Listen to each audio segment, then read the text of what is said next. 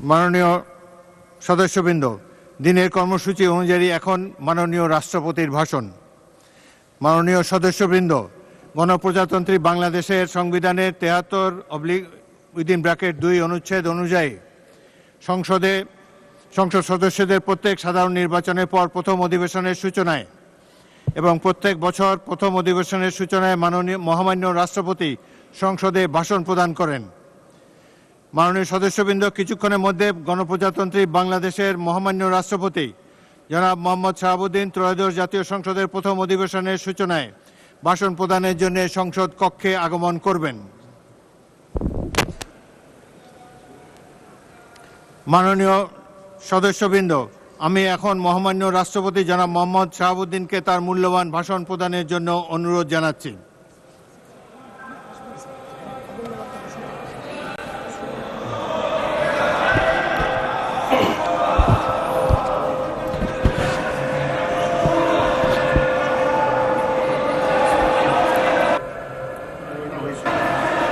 মাননীয়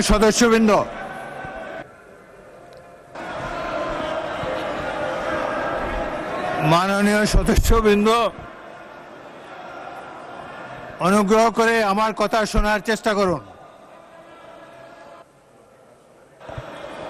মাননীয় সদস্যবৃন্দ, আমরা মহান জাতীয় সংসদে কার্যপ্রণালী বিধি, সংবিধান এবং রেওয়াজসমূহ অনুসরণ করতে চাই। আপনারা এখানে কোনো খারাপ প্রেসিডেন্স উত্থাপন করবেন না। দয়া করে আপনাদের আসনে বসুন এবং মহামান্য রাষ্ট্রপতির ভাষণ শোনার জন্য অপেক্ষা করুন।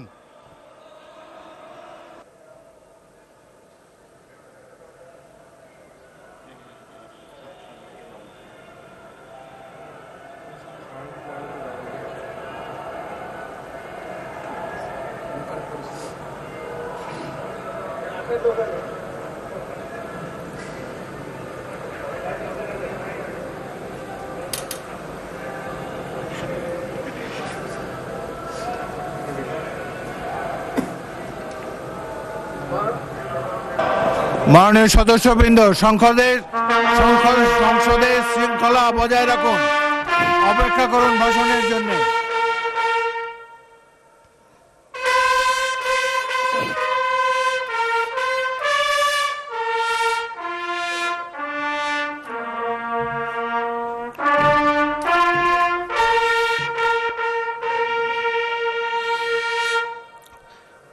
সম্মানিত সদস্যবৃন্দ, মহামান্য রাষ্ট্রপতি,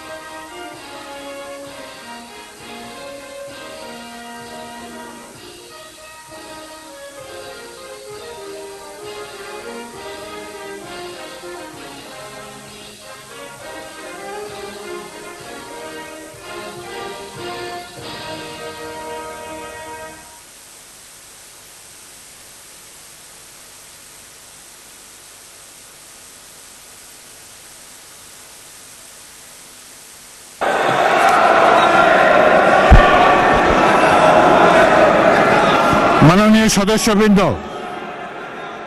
আমি এখন মহামান্য রাষ্ট্রপতি জনাব মোহাম্মদ শাহাবুদ্দিনকে তার মূল্যবান ভাষণ প্রদানের জন্য অনুরোধ জানাচ্ছি।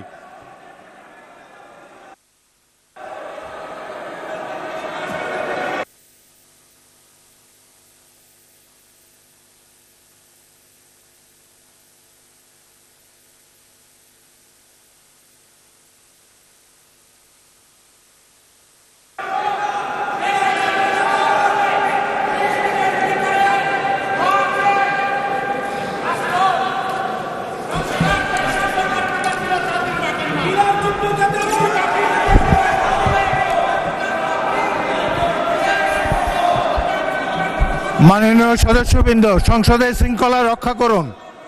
অনুগ্রহ করে নিজের আসনে বসে পড়ুন। রাষ্ট্রপতির ভাষণ শুনুন।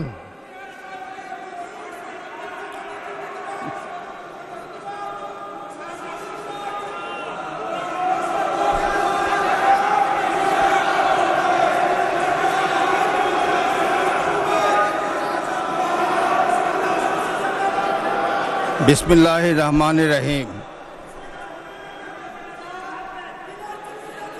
সম্মানিত সংসদ নেতা ও প্রধানমন্ত্রী,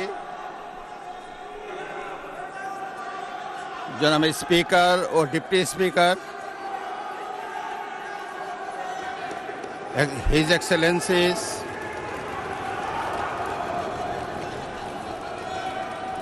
সম্মানিত সংসদ সদস্যবৃন্দ,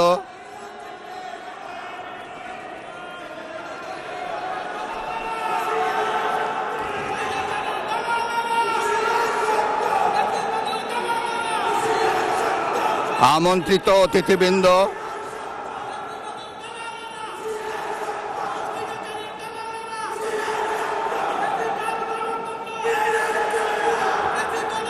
প্রিন্ট এবং ইলেকট্রনিক মিডিয়ার সম্মানিত সাংবাদিকবৃন্দ,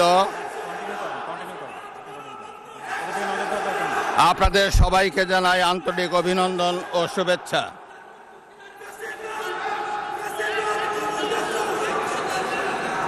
জনাব স্পিকার,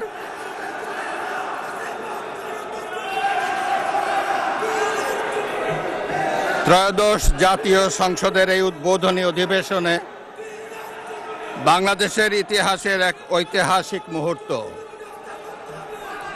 হাজারো শহীদের রক্তের সিঁড়ি বেয়ে দীর্ঘ ১.৫ দশকের ফ্যাসিবাদী শাসনের অবসানের পর একটি শান্তিপূর্ণ, অবাধ, সুষ্ঠু ও নিরপেক্ষ নির্বাচনের মাধ্যমে নির্বাচিত প্রতিনিধিদের নিয়ে এই মহান জাতীয় সংসদের যাত্রা শুরু হয়েছে। ত্রয়োদশ জাতীয় সংসদ নির্বাচনে অংশগ্রহণকারী সকল রাজনৈতিক দল এবং এই নির্বাচন আয়োজনের সঙ্গে সংশ্লিষ্ট সকলের প্রতি আন্তরিক অভিনন্দন। অবাধ, সুষ্ঠু ও নিরপেক্ষ নির্বাচন আয়োজনের জন্য নির্বাচন কমিশন, মাঠ প্রশাসন, আইন শৃঙ্খলা রক্ষাকারী বাহিনী সহ প্রজাতন্ত্রের কর্মচারীদের নিরলস পরিশ্রম এবং নির্বাচনে অংশগ্রহণকারী সকল রাজনৈতিক দল ও ব্যক্তি, আন্তরিক উদ্যোগ এবং সাধারণ জনগণের স্বতঃস্ফূর্ত অংশগ্রহণ গণতন্ত্রের ইতিহাসে একটি উজ্জ্বল দৃষ্টান্ত হয়ে থাকবে। বিএনপির চেয়ারম্যান জনাব তারেক রহমানের নেতৃত্বে বর্তমান জাতীয় সংসদে বিএনপি ও সমমনা দলগুলোর 2/3 বেশি আসনে বিপুল ভোটে জয়লাভ করেছে। জাতীয় সংসদে একটি শক্তিশালী বিরোধী দলের পাশাপাশি কয়েকজন স্বতন্ত্র সদস্যও রয়েছেন। আমি এই সংসদে আপনার মাধ্যমে প্রধানমন্ত্রী তারেক রহমান এবং তার নেতৃত্বে গঠিত নতুন সরকারকে আন্তরিক অভিনন্দন জানাচ্ছি। জাতীয় সংসদের সকল সদস্যের প্রতিও রইল আমার প্রাণ ঢালা শুভেচ্ছা ও অভিনন্দন।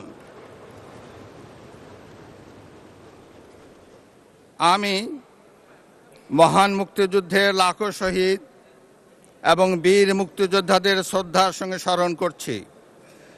একই সাথে স্মরণ করছি বীরাঙ্গনা মা বোনদের এবং আমাদের সকল শহীদদের যারা বিভিন্ন গণতান্ত্রিক আন্দোলনে শহীদ হয়েছেন। স্বাধীনতার ঘোষক শহীদ রাষ্ট্রপতি জিয়াউর রহমান বীরুত্তম স্বাধীনতা এবং মুক্তিযুদ্ধের ইতিহাসের সকল নেতার অবদানকেও আমি শ্রদ্ধার সঙ্গে স্মরণ করছি। বাংলাদেশের 3 বারের নির্বাচিত সাবেক প্রধানমন্ত্রী ও বিএনপির সাবেক চেয়ারপারসন দেশনেত্রী বেগম খালেদা জিয়ার অবদানকে শ্রদ্ধার সঙ্গে স্মরণ করছি, যিনি দেশে সংসদীয় গণতন্ত্র প্রতিষ্ঠা করেছেন। গণতন্ত্র প্রতিষ্ঠার লড়াইয়ে প্রতিবার সামনের কাতারে থেকে আপোষহীন নেতৃত্ব দিয়েছেন।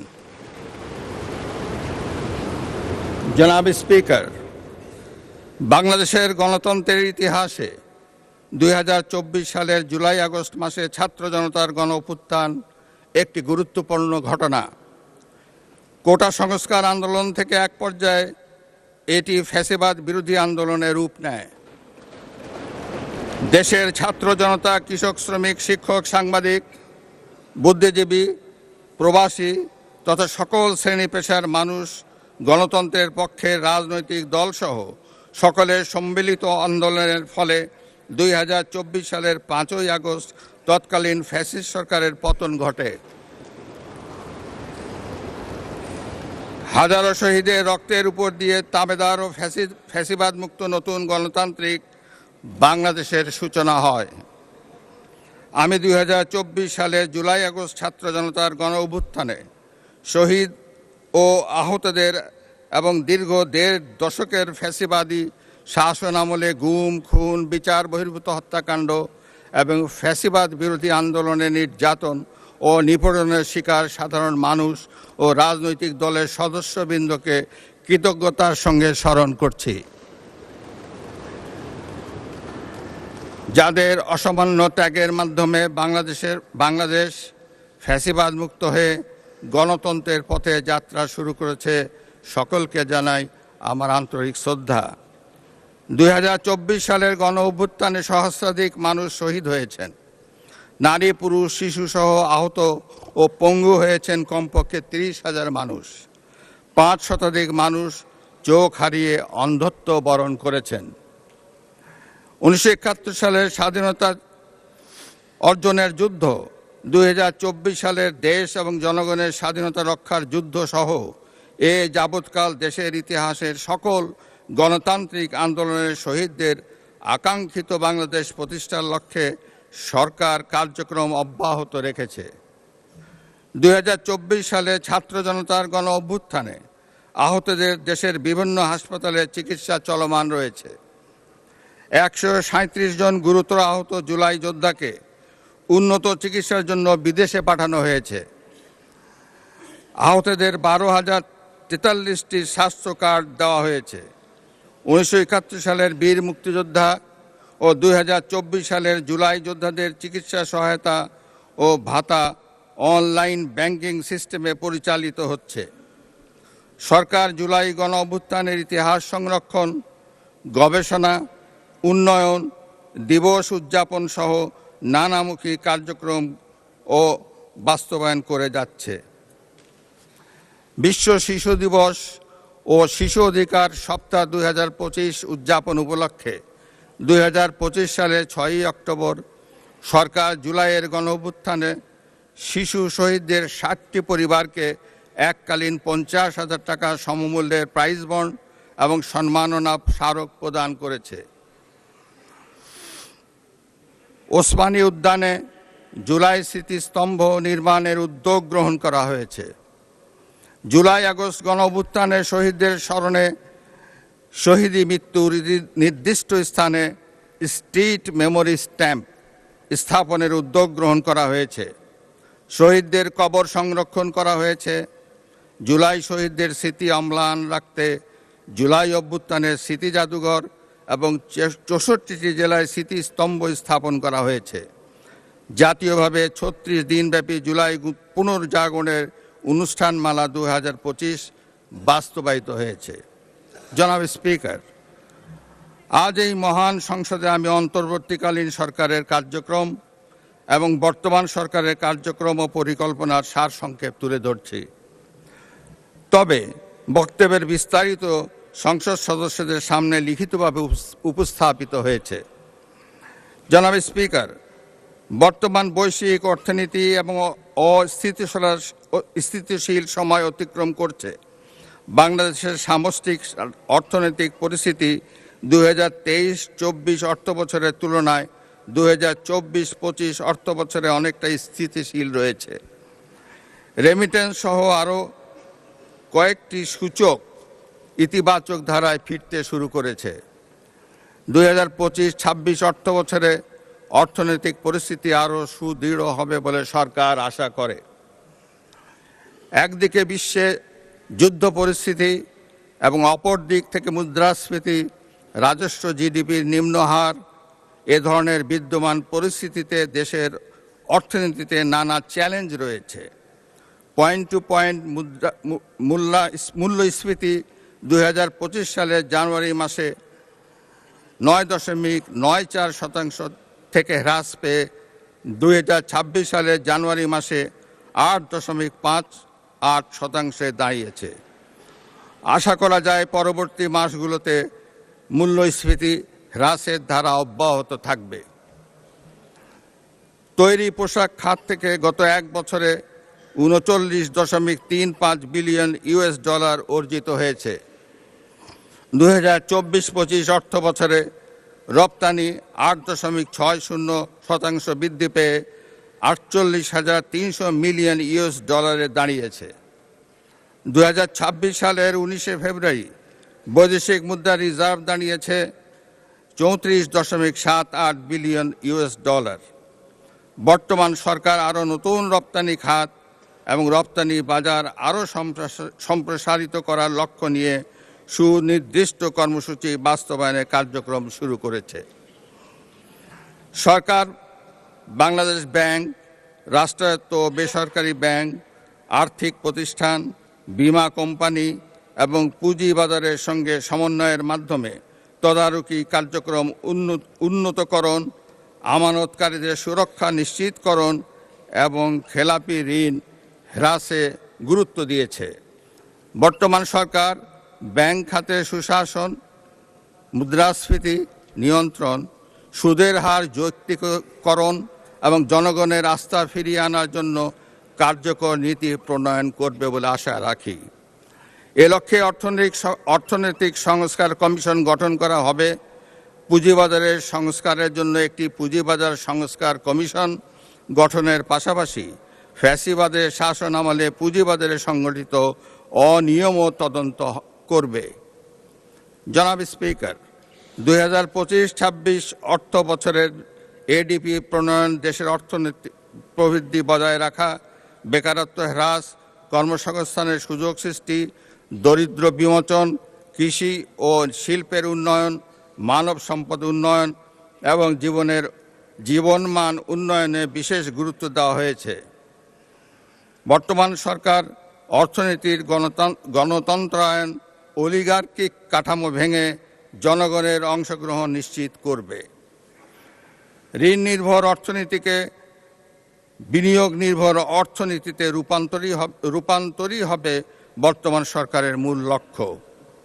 কর্মসংস্থান সৃষ্টি ও সম্পদ তৈরিতে বিনিয়োগ নির্ভর অর্থনীতি হবে চালিকা শক্তি। বর্তমান সরকার 2034 সালের মধ্যে $1 ট্রিলিয়ন অর্থনীতি গড়ে তোলার লক্ষ্যমাত্রা নির্ধারণ করেছে। বাংলাদেশের কৃষি খাত, খাদ্য ও পুষ্টি নিরাপত্তা নিশ্চিতকরণ, কর্মসংস্থান সৃষ্টি, দারিদ্র্য হ্রাস এবং অর্থনৈতিক স্থিতিশীলতা অর্জনের গুরুত্বপূর্ণ ভূমিকা করছে। বর্তমান সরকার কৃষক ও কৃষি উন্নয়নকে অগ্রাধিকার দিয়ে কৃষক কার্ডের মাধ্যমে কৃষক ও কৃষির সার্বিক সুরক্ষা নিশ্চিত করার পদক্ষেপ গ্রহণ করেছে। বর্তমান সরকার ইতিমধ্যে 10,000 টাকা পর্যন্ত সুদসহ কৃষি ঋণ মওকুফ করার সিদ্ধান্ত ঘোষণা করেছে। এর ফলে 11 লাখেরও বেশি কৃষক সরাসরি উপকৃত হবে। জনাব স্পিকার, 2024 সালের গণ অভ্যুত্থানের উদ্দেশ্য ছিল ফ্যাসিবাদের পতন ঘটিয়ে জনগণের সরাসরি ভোটে জনগণের কাছে জবাবদিহিমূলক সরকার গঠনের মাধ্যমে একটি বৈষম্যহীন ন্যায়ভিত্তিক গণতান্ত্রিক রাষ্ট্র এবং সমাজ বিনির্মাণ। সেই লক্ষ্য অর্জনে ফ্যাসিবাদ পতন পরবর্তী সরকার কর্তৃক রাষ্ট্র মেরামতের অংশ হিসাবে জনগুরুত্বপূর্ণ খাত সংস্কারের লক্ষ্যে 11টি সংস্কার কমিশন গঠন করা হয়েছিল। বর্তমান সরকারও করব কাজ, গড়ব দেশ, সবার আগে বাংলাদেশ, এই স্লোগানকে উপজীব্য করে দলীয় নির্বাচনী ইশতেহার ঘোষণা করেছিল। ইশতেহারে রাষ্ট্র ব্যবস্থার সংস্কারের গণতন্ত্র, জবাবদিহিতা ও সুশাসন এই 3টি বিষয়কে অগ্রাধিকার দেওয়া হয়েছে। তবে সরকারের সকল পরিকল্পনা বাস্তবায়নের জন্য প্রয়োজন কঠোর হস্তে দুর্নীতি নিয়ন্ত্রণ এবং আইন শৃঙ্খলা পরিস্থিতির উন্নয়ন। এই 2টি বিষয় নিয়ন্ত্রণে বর্তমান সরকার দৃঢ়তার সঙ্গে কাজ করছে। দেশে দুর্নীতি নিয়ন্ত্রণে বিএনপি সরকারের ট্র্যাক রেকর্ড রয়েছে। তৎকালীন আওয়ামী লীগ সরকারের বাংলাদেশকে দুর্নীতিতে চ্যাম্পিয়ন বানিয়ে 2001 সালের জুন মাসে ক্ষমতা থেকে বিদায় নিয়েছিল। 2001 সালের অক্টোবর মাসে পূর্ববর্তী সরকারের রেখে যাওয়া দুর্নীতিতে চ্যাম্পিয়ন বাংলাদেশের দায়িত্ব নিয়ে বেগম খালেদা জিয়ার নেতৃত্বাধীন সরকার দুর্নীতি দমনে কঠোর পদক্ষেপ গ্রহণ করে। এছাড়া দুর্নীতি প্রতিরোধের লক্ষ্যে দুর্নীতি দমন কমিশন আইন 2004 প্রণয়ন করে। এর ফলে বিশ্বে দুর্নীতিতে চ্যাম্পিয়ন হওয়ার কলঙ্ক থেকে বাংলাদেশ মুক্তি পায়। 2006 সালের অক্টোবর মাসে বিএনপি যখন রাষ্ট্র ক্ষমতা থেকে বিদায় নেয়, তার অনেক আগেই বিশ্বে দুর্নীতিতে চ্যাম্পিয়নের কলঙ্ক থেকে মুক্ত হয়ে বাংলাদেশ এশিয়ার ইমার্জিং টাইগার হিসাবে স্বীকৃতি পায়। এবারও দুর্নীতি দমন এবং আইন শৃঙ্খলা নিয়ন্ত্রণই হবে বর্তমান সরকারের প্রথম এবং প্রধান অগ্রাধিকার। জনাব স্পিকার, দেশের অর্ধেকেরও বেশি নারী শক্তিকে রাষ্ট্র রাজনীতির মূলধারার বাইরে রেখে স্বনির্ভর বাংলাদেশ গড়ে তোলা সম্ভব নয়। নারীর অর্থনৈতিক ক্ষমতা নিশ্চিত করতে বর্তমান সরকার নানামুখী পদক্ষেপ গ্রহণ করেছে।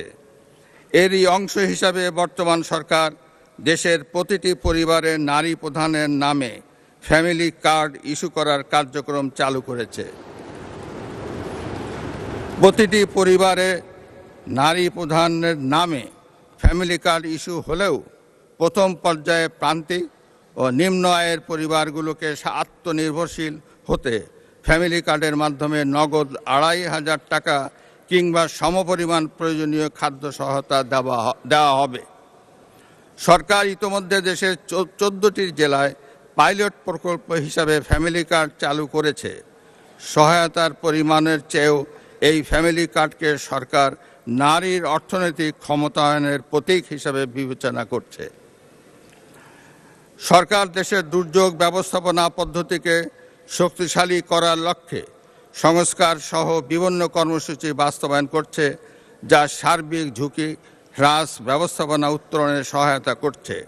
উক্ত কার্যক্রমগুলোর মধ্যে রয়েছে গ্রামীণ রাস্তায় 15 মিটার দৈর্ঘ্য পর্যন্ত সেতু, কালভার্ট নির্মাণ, বন্যা আশ্রয় কেন্দ্র ও বহুমুখী ঘূর্ণিঝড় আশ্রয় কেন্দ্র নির্মাণ, অতি দরিদ্রদের জন্য কর্মসৃজন কর্মসূচি, হেরিংবন্ড রাস্তা নির্মাণ, বহুমুখী উদ্ধার ও অনুসন্ধান কাজের জন্য যন্ত্রপাতি, নৌযান সংগ্রহ, পরিচালনা ও রক্ষণাবেক্ষণ, টিআর, কাবিখা, কাবিটা, সিপিপি কর্মসূচি এবং শরণার্থী বিষয়ে কার্যক্রম হাতে নিয়েছে। সরকার দরিদ্র বিমোচন, সামাজিক সুরক্ষা ও অন্তর্ভুক্তিমূলক উন্নয়নের উপর বিশেষ গুরুত্ব দিয়ে আসছে। দেশের প্রতিবন্ধী ব্যক্তি, বয়স্ক, বিধবা, স্বামী নিগৃহীতা, নারী, দুস্থ ও অসহায় জনগোষ্ঠীর জন্য সামাজিক নিরাপত্তা, মানব সম্পদ উন্নয়ন ও পুনর্বাসনমূলক কার্যক্রমের আওতায় 1,30,00,000-এরও বেশি মানুষ উপকৃত হচ্ছেন। বর্তমান সরকার বিশেষ চাহিদা সম্পন্ন জনগোষ্ঠীর কল্যাণ নিশ্চিত করতে বিশেষায়িত স্বাস্থ্যসেবা ইউনিট ও স্কুল প্রতিষ্ঠা, কারিগরি শিক্ষায় স্কলারশিপ প্রদান করবে। তাদের সেবা নিশ্চিত করতে স্বতন্ত্র অধিদপ্তর গঠন করা হবে। জনাব স্পিকার, সাবেক প্রধানমন্ত্রী মরহুমা বেগম খালেদা জিয়া সরকারের সময় মেয়েদের অবৈতনিক শিক্ষা চালু করা হয়েছিল।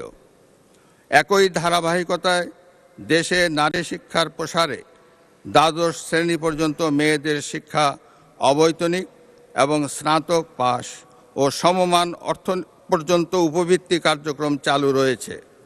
একই ধারাবাহিকতায় বর্তমান সরকার নারীদের জন্য স্নাতকোত্তর পর্যায়েও অবৈতনিক শিক্ষার সুযোগ সৃষ্টির পরিকল্পনা গ্রহণ করেছে। সারা দেশে নারীদের মধ্যে ক্ষুদ্র ঋণ কার্যক্রম পরিচালনার জন্য 1976 সালে গঠিত মহিলা ও শিশু বিষয়ক মন্ত্রণালয়ের আওতায় জাতীয় মহিলা সংস্থার মাধ্যমে ক্ষুদ্র ঋণ কার্যক্রমের আওতায় আর্থিক সঙ্গতিহীন নারীদের এককভাবে 25,000 টাকা থেকে 75,000 টাকা এবং দলগতভাবে 1 লক্ষ টাকা থেকে 2 লক্ষ টাকা পর্যন্ত ঋণ বিতরণ কার্যক্রম চালু রয়েছে।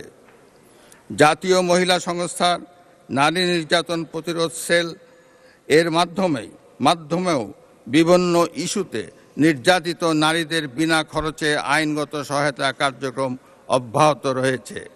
এসব কার্যক্রম অব্যাহত রাখার পাশাপাশি নারীদের আত্মনির্ভরশীল করে তুলতে বর্তমান সরকার ফ্যামিলি কার্ড প্রবর্তন ছাড়াও আরও কিছু কার্যক্রম চালু করেছে। জনাব স্পিকার, পরিবেশ দূষণ ও জলবায়ু পরিবর্তনের অভিঘাত মোকাবেলায় সরকার নিরলসভাবে কাজ করে যাচ্ছে। বর্তমান সরকার আগামী 5 বছরে স্বেচ্ছাশ্রম ও সরকারি উদ্যোগে সারা দেশে 25 কোটি বৃক্ষরোপণ ও সবুজ কর্মসংস্থানের সৃষ্টি কাজ শুরু করেছে। প্রতি বছর 5 কোটি বৃক্ষরোপণের পরিকল্পনা বাস্তবায়নের কাজ ইতিমধ্যে শুরু হয়েছে। এই কর্মসূচি সুষ্ঠুভাবে বাস্তবায়ন করতে বৃক্ষ চারা উৎপাদনের জন্য 10,000 নতুন নার্সারি উদ্যোক্তা গড়ে তোলা হবে, যা 2.5 লক্ষাধিক কর্মসংস্থান তৈরি করবে। 2025 সালের জানুয়ারি মাস থেকে দেশের সকল ভূমি সেবা একটি সমন্বিত ডিজিটাল প্ল্যাটফর্মে অন্তর্ভুক্ত করা হয়েছে। Land service gateway, mutation system, ভূমি উন্নয়ন কর সিস্টেম, ভূমি রেকর্ড ও ম্যাপ ব্যবস্থাপনা সিস্টেম এবং ভূমি প্রশাসন ব্যবস্থাপনা সিস্টেম সমূহের দ্বিতীয় ভার্সন শুরু করা হয়েছে। নাগরিকদের জন্য ভূমি সেবা সহায়তা নির্দেশিকা 2025 এবং ভূমি সেবায় অভিযোগ ব্যবস্থাপনা নির্দেশিকা 2026 প্রণয়ন করা হয়েছে।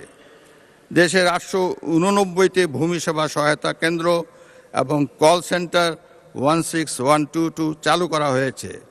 বর্তমান সরকার এসব কার্যক্রম সুসংহত ও সমন্বিত করে জনগণের হয়রানি রোধ এবং দ্রুত সেবা প্রাপ্তি নিশ্চিত করার কার্যক্রম চালু করেছে। সরকার ভূমি ব্যবস্থাপনাকে আধুনিক এবং সহজ করতে জনগণের কাছে অঙ্গীকারাবদ্ধ।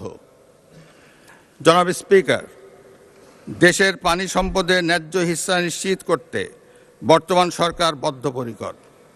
তিস্তা মহাপরিকল্পনা এবং পদ্মা ব্যারেজ বাস্তবায়নের মাধ্যমে উত্তরাঞ্চল এবং দক্ষিণাঞ্চলের পানি নিরাপত্তা, বন্যা ও মরুকরণ প্রতিরোধ নিশ্চিত করা হবে। একই সঙ্গে বর্তমান সরকার শহীদ প্রেসিডেন্ট জিয়াউর রহমান প্রবর্তিত স্বেচ্ছাশ্রম খাল খনন কর্মসূচি পুনঃবাস্তবায়নের মাধ্যমে সারা দেশে 20,000 কিলোমিটার নদী ও খাল খনন, পুনঃখনন ও পুনরুদ্ধারের বিষয়ে ইতোমধ্যে কাজ শুরু করেছে। বিদ্যমান বন্দর ব্যবস্থাপনাকে আরও কার্যকর করে চট্টগ্রামের সমুদ্র বন্দর, বিমানবন্দর, সামুদ্রিক এলাকা ও ও উপকূলীয় অঞ্চলের সম্ভাবনাকে কাজে লাগিয়ে বর্তমান সরকার চট্টগ্রামকে আঞ্চলিক লজিস্টিক হাব হিসাবে গড়ে তোলার লক্ষ্যে কার্যক্রম শুরু করেছে। চট্টগ্রাম বন্দরে জাহাজে ওয়েটিং টাইম শূন্য পর্যায়ে রাখা গেলে বন্দর ব্যবস্থাপনায় কাঙ্ক্ষিত উন্নয়ন সাধিত হবে বলে সরকার আশা করে। সরকার গ্রামীণ ও নগর অবকাঠামো উন্নয়ন, নিরাপদ পানি সরবরাহ, স্যানিটেশন ও হাইজিন এবং স্থানীয় সরকার প্রতিষ্ঠানসমূহকে শক্তিশালী করার মাধ্যমে জনগণের দোরগোড়ায় সেবা পৌঁছে দেওয়ার চেষ্টা করছে। এলজিইডির মাধ্যমে সড়ক উন্নয়ন ও ফুটপাত, সেতু ও কালভার্ট, সাইক্লোন শেল্টার এবং উপজেলা কমপ্লেক্স ভবন নির্মাণ এবং সম্প্রসারণ করা হচ্ছে। পার্বত্য চট্টগ্রাম অঞ্চল এবং অঞ্চলের জনগোষ্ঠীর আর্থসামাজিক অগ্রগতি, অবকাঠামো এবং অন্যান্য খাতসমূহ টেকসই উন্নয়নের লক্ষ্যে সরকার নিরলসভাবে কাজ করে যাচ্ছে। পার্বত্য চট্টগ্রাম অঞ্চলের উন্নয়ন ও নিরাপত্তার ক্ষেত্রে শহীদ রাষ্ট্রপতি জিয়াউর রহমানের ভূমিকা ছিল অপরিসীম। তিনিই প্রথম পাহাড়ি জনগোষ্ঠী ও সরকারের মধ্যে চলমান সংঘাত নিরসনের জন্য শান্তির উদ্যোগ গ্রহণ করেন এবং উন্নয়নের ধারা অব্যাহত রাখেন। জনাব স্পিকার, 1978 সালে প্রতিষ্ঠিত যুব উন্নয়ন অধিদপ্তর প্রতিষ্ঠার পর থেকে যুব উন্নয়নে, বিশেষ করে যুবাদের আত্মকর্মসংস্থান সৃষ্টিতে গুরুত্বপূর্ণ কার্যক্রম বাস্তবায়ন করে চলেছে। বিদ্যমান কর্মসূচি ছাড়াও বর্তমান সরকার সকল মহানগর ও সারা দেশে যুব উন্নয়নে কর্মসংস্থান প্রশিক্ষণ সহ বিস্তারিত কার্যক্রম বাস্তবায়ন শুরু করেছে। বিভিন্ন আর্থসামাজিক কর্মসূচি ছাড়াও ক্রীড়াকে পেশা হিসাবে প্রতিষ্ঠিত করতে বর্তমান সরকার ফুটবল, ক্রিকেট, দাবা, সাঁতার, ক্যারাটে, ভলিবল, ব্যাডমিন্টন, অ্যাথলেটিক্স সহ বিভিন্ন খেলাধুলাকে একাডেমিক কারিকুলামে একটি আলাদা বিষয় হিসাবে অন্তর্ভুক্ত করার সিদ্ধান্ত নিয়েছে এবং সারা দেশে নতুন 20 স্পোর্টস কর্মসূচির মাধ্যমে প্রতিভা অন্বেষণের কার্যক্রম শুরু হয়েছে। প্রায় 2 দশক ধরে আমাদের দেশের সাংস্কৃতিক অঙ্গনে সীমাহীন অধোগতি হয়েছে। সংস্কৃতির নামে নানা প্রবণতা দেশের মানুষের চেতনা ও মননে যে ক্ষতির সৃষ্টি করেছে তা খুবই উদ্বেগের বিষয়। এই সংকট দেশের ভাষা, সংস্কৃতি ও কৃষ্টিকে বিপন্ন করে তুলেছে। এই সমস্যাকে বর্তমান সরকার বিবেচনায় নিয়েছে এবং সুস্থ ও সাবলীল গণতান্ত্রিক সংস্কৃতি বজায় রাখতে নানা গুরুত্বপূর্ণ কর্মসূচি হাতে নিয়েছে, যা বাংলাদেশে নতুন চেতনার উন্মেষ ঘটাবে। জনাব স্পিকার, সরকারি ও বেসরকারি ব্যবস্থাপনায় 2026 সালে মোট 78,500 জন হজযাত্রী হজ পালন করবেন। হজ যাত্রীদের ফ্লাইট খরচ কমানোর জন্য বর্তমান সরকার উদ্যোগ নিয়েছে। একই সঙ্গে সমাজের প্রতিটি শ্রেণী পেশার মানুষের জীবনমান উন্নয়নে বর্তমান সরকার সাধ্যমতো আর্থিক সহায়তা কার্যক্রম হাতে নিয়েছে। এরই অংশ হিসাবে সরকার দেশের 3.5 লক্ষাধিক মসজিদের খতিব, ইমাম, মুয়াজ্জিন সাহেবদের সরকারি ব্যবস্থাপনায় ধারাবাহিকভাবে মাসিক সম্মানী প্রদানের কার্যক্রম শুরু করেছে। পবিত্র রমজান মাসের থেকেই এই উদ্যোগ ধারাবাহিকভাবে বাস্তবায়নের কাজ শুরু হয়েছে।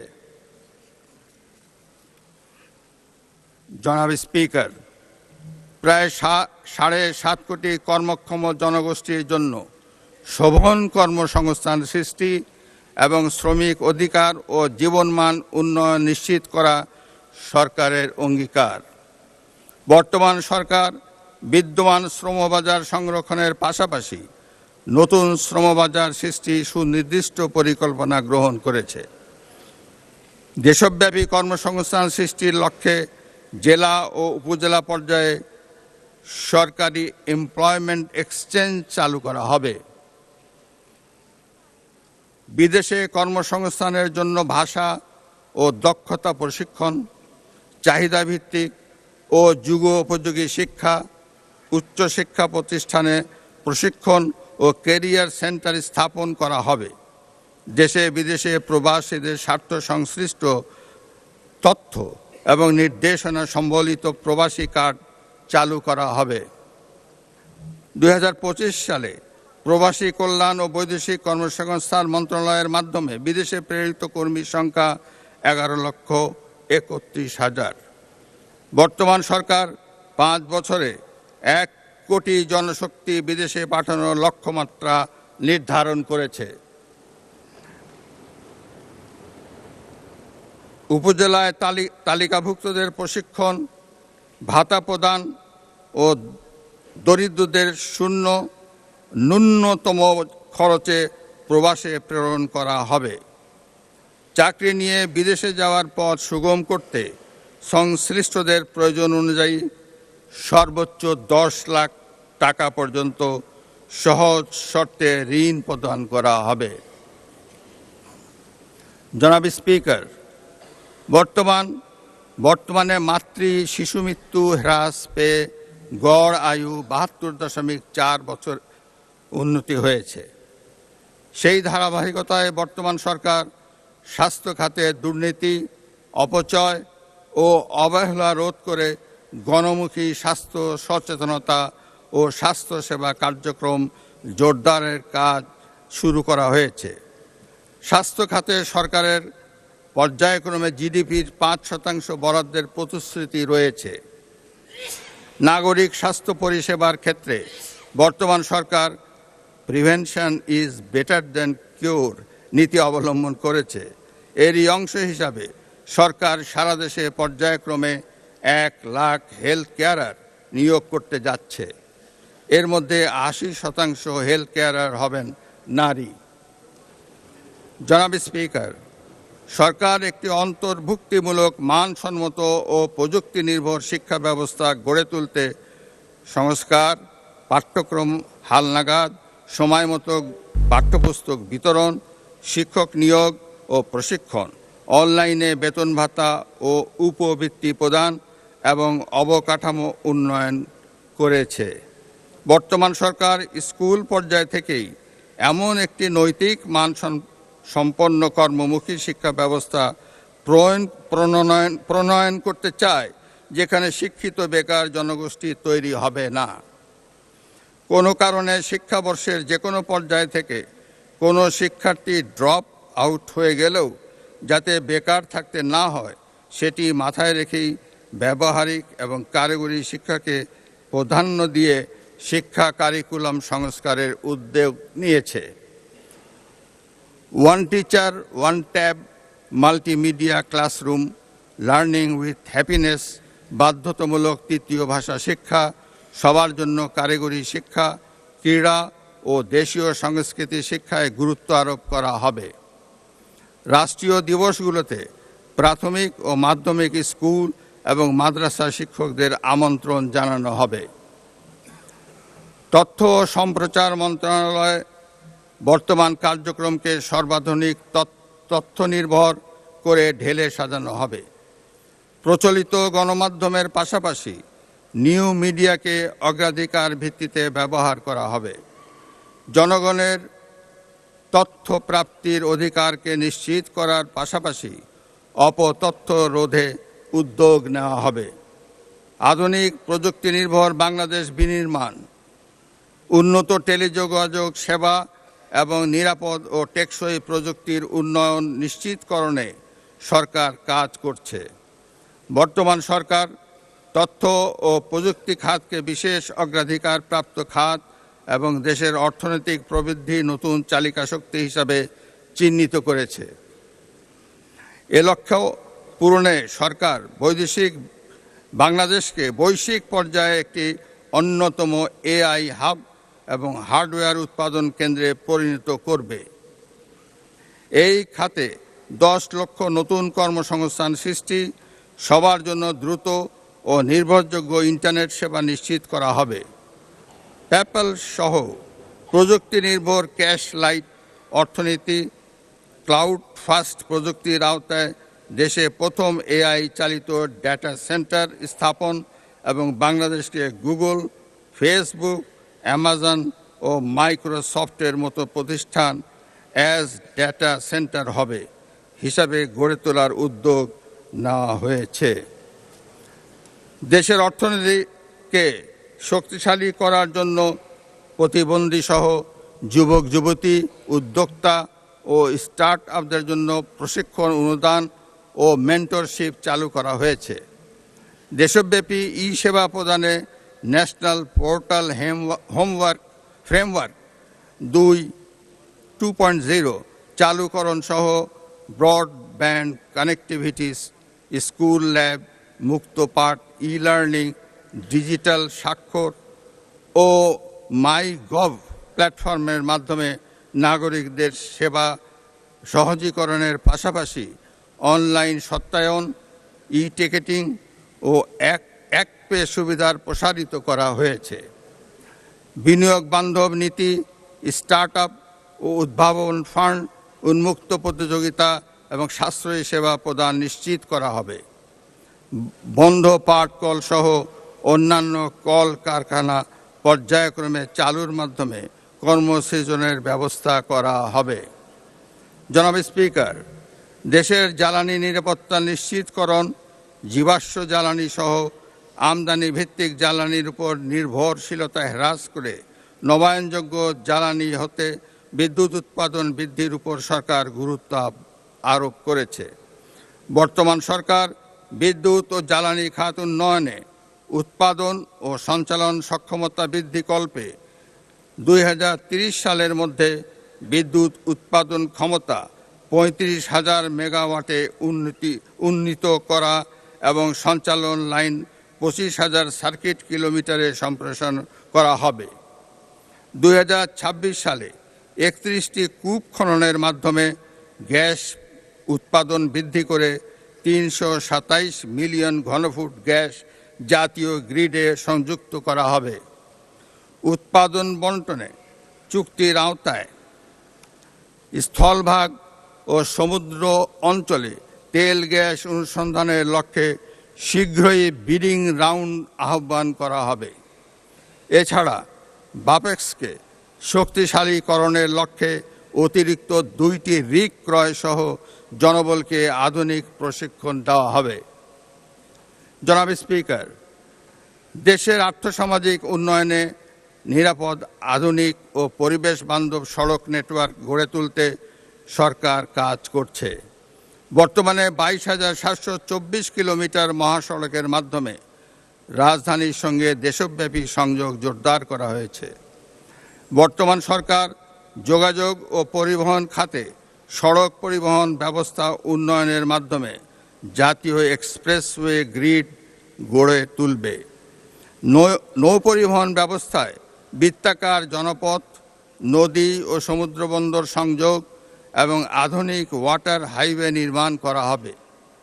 সারা দেশে রেল যোগাযোগ ব্যবস্থা সম্প্রসারণ, রেল পরিচালনা আধুনিকায়ন এবং এক্সপ্রেস সার্ভিস বৃদ্ধি করা হবে। এই খাতে সরকারি বেসরকারি অংশীদারিত্ব, মেট্রো রেল ও দূরপাল্লায় বিশেষ ছাড়, মনোরেল এবং বুলেট ট্রেন সংযোগ স্থাপন করা হবে। বিমান পরিবহন ব্যবস্থায় নিরাপদ কার্গো ও হয়রানিমুক্ত যাত্রী সেবা নিশ্চিত করা হবে। ইতোমধ্যে হজ যাত্রীদের বিমান ভাড়া কমানোর উদ্যোগ নেওয়া হয়েছে। বর্তমান সরকার সড়ক নিরাপত্তা আইন ও দুর্ঘটনা রোধ, যাত্রী নিরাপত্তা, সড়ক পরিবহন বীমা এবং শ্রমিকদের ইউনিফর্ম নিশ্চিত করবে। পরিবহন ও যোগাযোগ ব্যবস্থার সমন্বিত পরিকল্পনা বাস্তবায়নের মাধ্যমে সারা দেশে যোগাযোগ ব্যবস্থাকে আধুনিকায়ন করার কার্যক্রম শুরু হয়েছে। এরই অংশ হিসাবে ইতিমধ্যেই যোগাযোগ এবং পরিবহন সংশ্লিষ্ট মন্ত্রণালয়গুলোর মধ্যে সমন্বয় সাধন করা হয়েছে। নিরাপদ, সাশ্রয়ী, আধুনিক ও পরিবেশ বান্ধব রেলওয়ে পরিবহন ব্যবস্থা নিশ্চিত করতে সরকার কাজ করছে। সারা দেশকে রেলওয়ে নেটওয়ার্কের আওতায় আনার পরিকল্পনা বাস্তবায়নের কাজ এগিয়ে চলছে। যাত্রী সেবার মান উন্নয়নে টিকিটিং আধুনিকীকরণ, কমিউটার ট্রেন চালু ও নারীদের জন্য পৃথক কোচ সংরক্ষণ করা হয়েছে। অবৈধ দখলকৃত ভূমি উদ্ধার ও বরাদ্দ প্রদান, রেলওয়ে ট্রেনিং একাডেমি আধুনিকীকরণ, ব্রড গেজ ও মিটার গেজ লোকোমোটিভ, ওয়াগন ও লাগেজ ভ্যান সংগ্রহ করা হয়েছে। বর্তমান সরকার 2034 সালের মধ্যে বাংলাদেশকে দক্ষিণ পূর্ব এশিয়ার অন্যতম প্রধান এভিয়েশন হাব ও দেশি বিদেশি পর্যটকদের জন্য বাংলাদেশকে আকর্ষণীয় পর্যটন গন্তব্যে রূপান্তরের উদ্যোগ নিয়েছে। ইতোমধ্যে জাতীয় পর্যটন দিবসকে গ শ্রেণী থেকে খ শ্রেণীতে উন্নীত করা হয়েছে। হজরত শাহজালাল আন্তর্জাতিক বিমানবন্দরের 3য় টার্মিনাল সহ অন্যান্য অবকাঠামো নির্মাণের প্রথম পর্যায়ে প্রকল্পের কাজ প্রায় সমাপ্ত হয়েছে। বর্তমান সরকার খুব শীঘ্রই তা চালুর উদ্যোগ নিচ্ছে। জনাব স্পিকার, মেরিটোক্রেসির মাধ্যমে বাংলাদেশ বিনির্মাণে প্রশাসনিক সংস্কার কমিশন গঠন ও বাংলাদেশ সরকারি কর্ম কমিশনকে শক্তিশালীকরণ, জবাবদিহিমূলক ও দলীয়করণ মুক্ত জনপ্রশাসন প্রতিষ্ঠা করা হবে। সরকারি চাকরিতে সরাসরি নিয়োগের ক্ষেত্রে বয়সসীমা 30 থেকে 32 বছর নির্ধারণ করা হয়েছে। জনাব স্পিকার, বিতাড়িত ফ্যাসিবাদী শাসন আমলে আইন শৃঙ্খলা রক্ষাকারী বাহিনীকে দলীয় বাহিনী হিসাবে ব্যবহার করা হয়েছিল। বর্তমান সরকার আইন শৃঙ্খলা রক্ষাকারী বাহিনীকে সম্পূর্ণ পেশাদার, আধুনিক এবং দক্ষ বাহিনী হিসাবে গড়ে তুলতে বদ্ধপরিকর। সেবাবান্ধব পুলিশ গঠন, পুলিশের নৈতিক মনোবল পুনর্গঠন, অনলাইন অভিযোগ দায়ের ব্যবস্থা সম্প্রসারণ, পুলিশ কমিশন অধ্যাদেশ পুনর্নিরীক্ষণ করা হবে। দেশের আইন শৃঙ্খলা রক্ষা এবং পুলিশের সক্ষমতা বাড়াতে বর্তমান সরকার পুলিশে আরও 4000 সাব ইন্সপেক্টর এবং 10,000 নতুন কনস্টেবল নিয়োগ দিবে। একই সঙ্গে পুলিশ সার্জেন্টের 180 শূন্য পদে নিয়োগ চূড়ান্ত করবে। দেশে কারাগার ব্যবস্থাপনার অংশ হিসাবে 5টি নতুন কারাগার চালু করা হয়েছে। প্রযুক্তি নির্ভর ব্যবস্থাপনা, 16191 কল সেন্টার, ডিজিটাল বন্দি ব্যবস্থাপনার উদ্যোগ নেওয়া হয়েছে। আইন শৃঙ্খলার উন্নয়ন বর্তমান সরকারের সর্বোচ্চ অগ্রাধিকার। দেশের প্রতিটি নাগরিক যাতে ঘরে বাইরে শান্তি, স্বস্তি এবং নিরাপত্তা বোধ করেন, এটি নিশ্চিত করার লক্ষ্যেই সরকার সকল কার্যক্রম বাস্তবায়ন করছে। সারা দেশে আইন শৃঙ্খলা অবনতির অন্যতম কারণ হিসাবে বর্তমান সরকার অনলাইন জুয়া সহ সকল ধরনের জুয়া এবং মাদকের বিস্তারকে চিহ্নিত করেছে। ফলে জুয়া এবং মাদক নিয়ন্ত্রণে বর্তমান সরকার সারা দেশে বিশেষ অভিযান পরিচালনা শুরু করেছে। একই সঙ্গে অবৈধ অস্ত্র, গোলাবারুদ, ধারালো অস্ত্র ও হাতবোমা উদ্ধার এবং অপরাধীদের গ্রেপ্তার অভিযান চলবে। এছাড়া চিহ্নিত চাঁদাবাজ ও সন্ত্রাসীদের বিরুদ্ধে সুপরিকল্পিত অভিযান পরিচালনার উদ্যোগ নেওয়া হবে। জনাব স্পিকার, জুলাই আগস্ট 2024 পরবর্তী সময়ে বাংলাদেশ সেনাবাহিনী আইন শৃঙ্খলা রক্ষা, নির্বাচন সহায়তা, বন্যার্তদের উদ্ধার ও পুনর্বাসনে গুরুত্বপূর্ণ ভূমিকা পালন করেছে। পার্বত্য অঞ্চল ও জোরপূর্বক বাস্তুচ্যুত মিয়ানমারের নাগরিকদের ক্যাম্পে নিরাপত্তা নিশ্চিতের সুদূর প্রসারী ভূমিকা রাখছে। জাতিসংঘ শান্তিরক্ষা মিশনে দক্ষতার সঙ্গে অংশগ্রহণ করে দেশের ভাবমূর্তি উজ্জ্বল করেছে এবং আন্তর্জাতিক ক্রীড়াক্ষেত্রেও তাদের সফলতা উল্লেখযোগ্য। বর্তমান সরকার মনে করে সুশৃঙ্খল, রাজনীতিমুক্ত ও যুগ উপযোগী সক্ষমতায় গড়ে ওঠা প্রতিরক্ষা বাহিনীই কেবল দেশকে নিরাপদ রাখতে পারে। ফলে প্রতিরক্ষা ব্যবস্থা জোরদারে সুশৃঙ্খল ও আধুনিক সশস্ত্র বাহিনী গড়ে তুলে চতুর্মাত্রিক সক্ষমতা ও বিশ্বাসযোগ্য প্রতিরোধ ক্ষমতা নিশ্চিত করা হবে। বর্তমান সরকার একটি জাতীয় নিরাপত্তা কৌশল প্রণয়ন করবে। এতে মাল্টি ডোমেইন যুদ্ধ ক্ষমতা, স্থল, নৌ ও বিমান বাহিনীর শক্তিমত্তা এবং দেশীয় প্রযুক্তিগত সক্ষমতা বৃদ্ধিতে অগ্রাধিকার দেওয়া হবে। সন্ত্রাসবাদ, চরমপন্থা ও উগ্রবাদের বিরুদ্ধে শূন্য সহনশীলতার নীতিতে কঠোর অবস্থান গ্রহণ করে জাতীয় ঐক্যমত্য গড়ে তোলা হবে এবং আইনগত ব্যবস্থার পাশাপাশি সামাজিক ও প্রতিরোধমূলক কৌশল বাস্তবায়নের মাধ্যমে এসব হুমকি সম্পূর্ণরূপে দমন করা হবে। জনাব স্পিকার, আইনের শাসন প্রতিষ্ঠা করার লক্ষ্যে সরকার অঙ্গীকারবদ্ধ। বর্তমান সরকার বিচার বিভাগের কার্যক্রম, স্বাধীনতা নিশ্চিতকরণ, মামলার জট হ্রাস ও বিচার প্রাপ্তি, হয়রানি মুক্তিকরণ, দুর্নীতিমুক্তকরণে বিচার সেবা আধুনিকীকরণ, বিচারপতি নিয়োগ আইন প্রণয়ন, জুডিশিয়াল কমিশন গঠন, সুপ্রিম জুডিশিয়াল কাউন্সিল ব্যবস্থার ধারাবাহিকতা রক্ষায় কাজ করে যাচ্ছে। জনাব স্পিকার, ফ্যাসিবাদ মুক্ত বাংলাদেশে বর্তমান সরকারের পররাষ্ট্রনীতির মূল দর্শন সবার আগে বাংলাদেশ।